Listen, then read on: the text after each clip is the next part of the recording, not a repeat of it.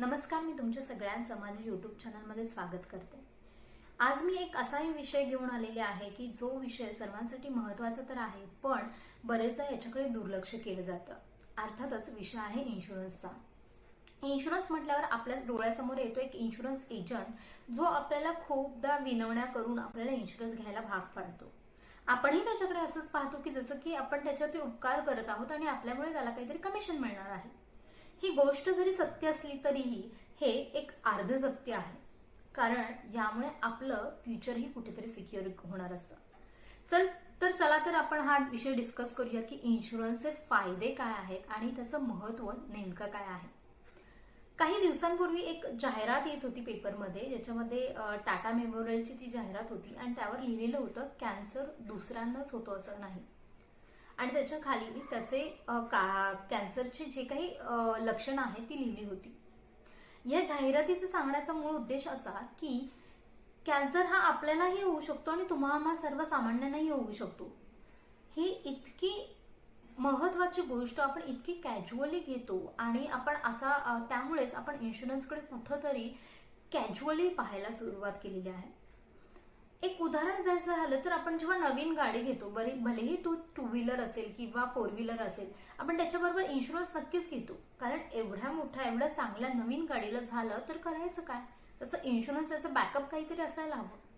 पण जेव्हा विषय आपला येतो, आपल्या इन्शुरन्सचं काय, आपल्या मेंटेनन्सचं काय, तेव्हा मात्र याच्याकडे सोयीस्करपणे दुर्लक्ष केलं जातं।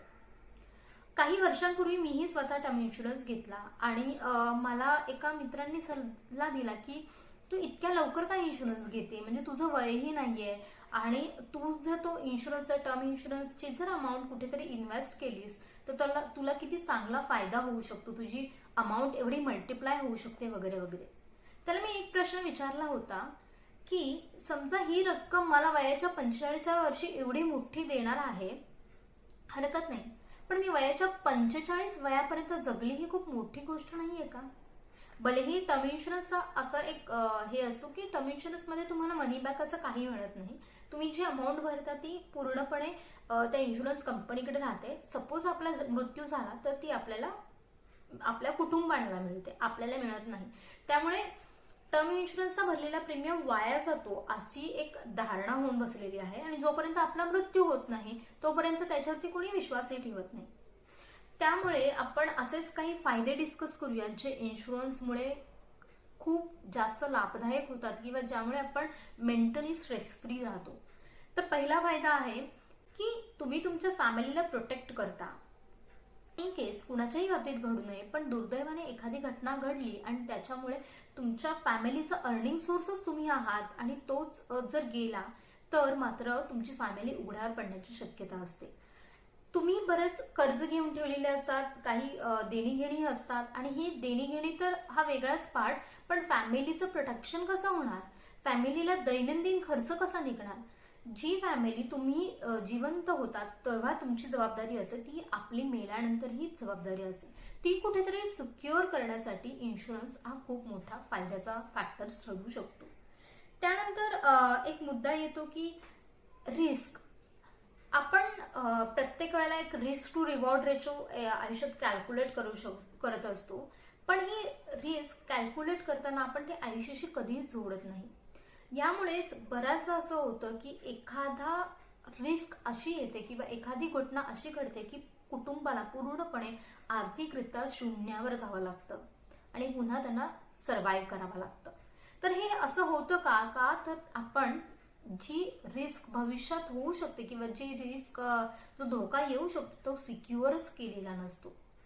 यासाठी आपण health insurance, term insurance, life insurance असे जर इन्शुरन्स घेतलेले असेल तर ती ही रिस्क कॅल्क्युलेटेड राहते आणि स्प्रेड होते। यामुळे होणारा फायदा म्हणजे आपलं भविष्य सोयीस्कर होतं। आपल्याला जर भविष्यात एखादी ग्रोथ करायची असेल तर त्याच्यामध्ये बाधा येत नाही, आपल्याला आहेत त्या सेव्हिंग्स मोडून आपल्याला सोय करावी लागत नाही किंवा कर्ज घेऊन आपल्याला एखादी सोय करावी लागत नाही। त्याच्यामुळे आपण ही रिस्क स्प्रेड करतो आणि फ्युचर सिक्युअर होतं।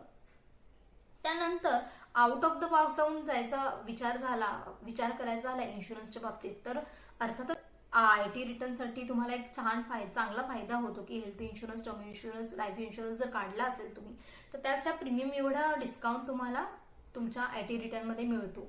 पण कधीही असं समजू नका की जी इन्शुरन्सचा प्रीमियम तुम्ही भरताय तो वर्षाला वाया जाताय. उलट तो वाया जाता ही चांगली गोष्ट. तुम्ही आजारी पडत नाहीत ही चांगली गोष्ट नाहीये का? तुम्ही यावर्षी जिवंत आहात ही चांगली गोष्ट नाहीये का? त्याच्यामुळे टर्म इन्शुरन्स वाया जातोय असं कधीही होत नाही.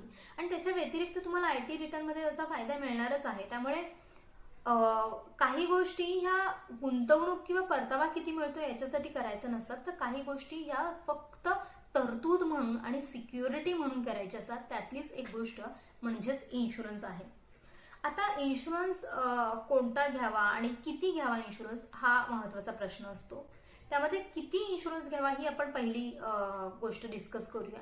आता इन्शुरन्स म्हटलं की प्रत्येक माणसाची एक रिस्क असते की समजा मी आयुष्यामध्ये फॅमिलीच्या नाहीये तर त्याच्यावरती कुठल्या कुठल्या रिस्क असू शकतात. जसं की गृहकर्ज असू शकतं किंवा पर्सनल लोन असू शकतं किंवा अन्य काही देणी असू शकतात आणि काही लायबिलिटीज इतर घेतलेल्या छोट्या मोठ्या वस्तू असू शकतात. तर या रिस्क कॅल्क्युलेटेड करणं, त्यांचं वार्षिक उत्पन्न कॅल्क्युलेटेड करणं आणि यानुसार आपण आपला टर्म इन्शुरन्स किंवा इन्शुरन्स किती असावा हे ठरवलं पाहिजे. प्रत्येकासाठी हे कॅल्क्युलेशन थोडंसं कठीण होईल तर मी ढोबळ मनाने एक कॅल्क्युलेशन देऊ इच्छिते की तुमचं वार्षिक उत्पन्न आणि त्याच्या मल्टिप्लाय बाय 10 to 15 टाइम्स तुम्ही जेव्हा मल्टिप्लाय करता तेवढा तुमचं एक इन्शुरन्स असला पाहिजे. उदाहरणार्थ जर तुमचं वार्षिक इन्कम हे 10 लाख रुपये असेल तर तुमचं टर्म इन्शुरन्स हा 1 कोटी रुपयाचं असेल. आता 1 कोटी म्हटल्यावर खूप मोठी रक्कम आहे आणि घाबरून जाण्याचा प्रश्न नाही, कारण 1 कोटीचा टर्म इन्शुरन्स खूप कमी किमतीमध्ये मिळतो. जर तुमचं वय 30 मध्ये असेल, 30च्या आत असेल तर 8,500-9,000 हजार हा वार्षिक प्रीमियम येतो आणि तेवढ्यामध्येच तो मिळतो. आता इन्शुरन्स कुठल्या कुठल्या प्रकारचे घ्यावेत हे आपण डिस्कस करूया. तर इन्शुरन्स बाजारामध्ये खूप प्रकारचे आहेत की तुम्हाला प्रत्येक प्रकारे फोर्सफुली घ्यायला लावतात की इन्शुरन्स एजंटच. पण आपण कुठला घ्यायचं हे आपण ठरवून घेतलं पाहिजे.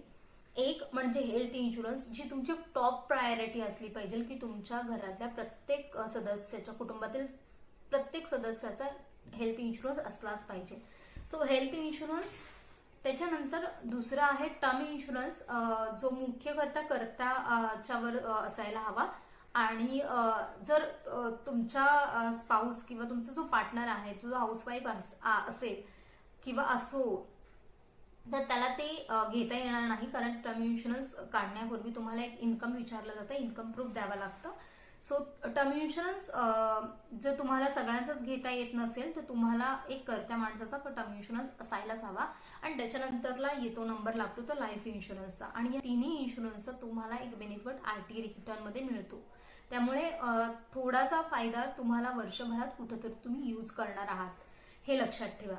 त्यानंतर मुद्दा येतो की इन्शुरन्स कुठून घ्यावा, कसा घ्यावा. तर ऑनलाईन बरेच प्लॅटफॉर्म आहे ज्याच्यावरती इन्शुरन्स तुम्हाला घेता येऊ शकतात. आणि तुमचा एक गुंतवणूक सल्लागार असणं खूप गरजेचं आहे, ज्याच्याकडे तुम्ही जाऊन तुमची कॅल्क्युलेटेड रिस्क की मला जरी समोरचा फोर्स करत असेल की तुम्ही 10 लाखाचं घ्या, तुमची स्ट्रेंथ वाढवा वगैरे वगैरे, तरी आपली कॅल्क्युलेटेड रिस्क किती आहे भविष्याची आणि मला आत्ता प्रीमियम द्यायला किती जमणार आहे ह्या दोन्हीचा विचार करून एक मध्यमार्ग म्हणून इन्शुरन्स काढावा.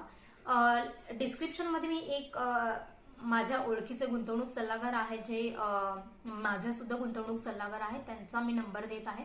तुमची इच्छा असेल तर तुम्ही त्यांना कॉल करू शकता. अदरवाईज तुम्ही सिक्युअर राहणं हाच माझ्यासाठी महत्वाचा मुद्दा आहे. इन्शुरन्स तुम्ही कुठूनही घ्या, कसाही घ्या, फक्त त्याच्यामध्ये सिक्युरिटी असणं हेच महत्वाचं राहील. Thanks for watching.